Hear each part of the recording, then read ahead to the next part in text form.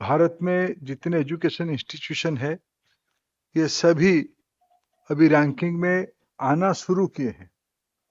बहुत अच्छे इंस्टीट्यूशंस इसमें पार्टिसिपेट कर ही रहे हैं और हमारी अपेक्षा है आने वाले दिनों में शिक्षा विभाग तथा अन्य विभागों के साथ एग्रीकल्चर, हेल्थ, ये सारे विभागों की जो एजुकेशनल इंस्टीट्यूशन है ये सारे इस फ्रेमवर्क में धीरे धीरे आए। हमारी देश में हमारी खुद की रैंकिंग फ्रेमवर्क बने, इसी उद्देश्य से पिछले 2015 में इसकी कल्पना की गई।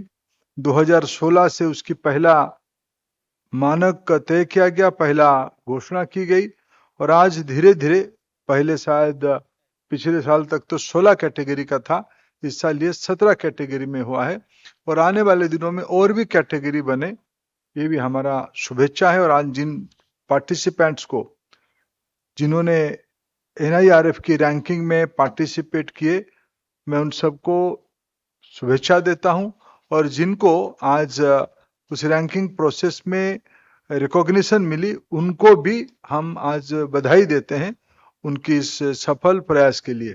हम सभी के प्रयासों के कारण हमारी जो लक्ष्य है आने वाले 22 साल में विकसित भारत की लक्ष्य की ओर हम लोग धीरे धीरे आगे बढ़ रहे हैं। हमारी देश की रैंकिंग फ्रेमवर्क उसमें एक महत्वपूर्ण कंट्रीब्यूटर के रूप में काम करेगा। मैं इसके लिए आज आप सबको बधाई देता हूं।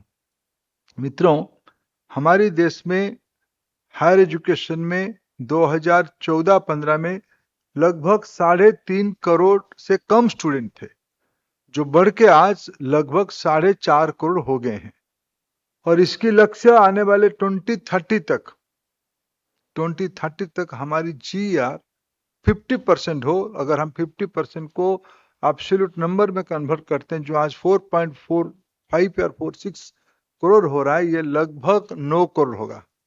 माने हमें आने वाले 5 साल में डबल जंप करनी है, नंबर की दृष्टि से, केवल नंबर नहीं, उसकी क्वालिटी की दृष्टि से। NEP ने उसके लिए कई सारा विषय को पाथवे करके हमारे सामने रखा है और उसमें एक पाथवे है हमारी इंस्टीट्यूशंस की एक्रीडेशन बढ़ाना, हमारी इंस्टीट्यूशंस की रैंकिंग बढ़ाना, हमारी इंस्टीट्यूशंस की प्रोग्राम की एक्रीडेशन करना, इंस्टीट्यूशंस की एक्रीडेशन करना। मैं पिछले 4 साल से शिक्षा विभाग से जुड़ा हूं। मेरा जो ऑब्जर्वेशन है, उस ऑब्जर्वेशन में हमें कुछ इंस्टीट्यूशंस हमारी ग्लोबली भी रिकॉग्नाइज्ड हैं। हमारी IITs की, अभी IIT काउंसिल की एक मीटिंग में हम लोगों ने एक प्रेजेंटेशन देखा। IITs की पिछले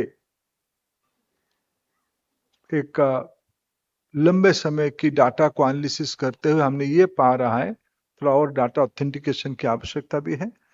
सभी IIT की नहीं, कुछ IITs के, पुराने IITs के हैं, उसकी ट्रेंड ध्यान में आता है। हमारी IIT के लगभग 30% स्टूडेंट बाहर है। जदि आपंक आम भिडी भल लगा तेब आम चैनल को लाइक, शेयर और सब्सक्राइब करने को जमा भी भूलु नहीं।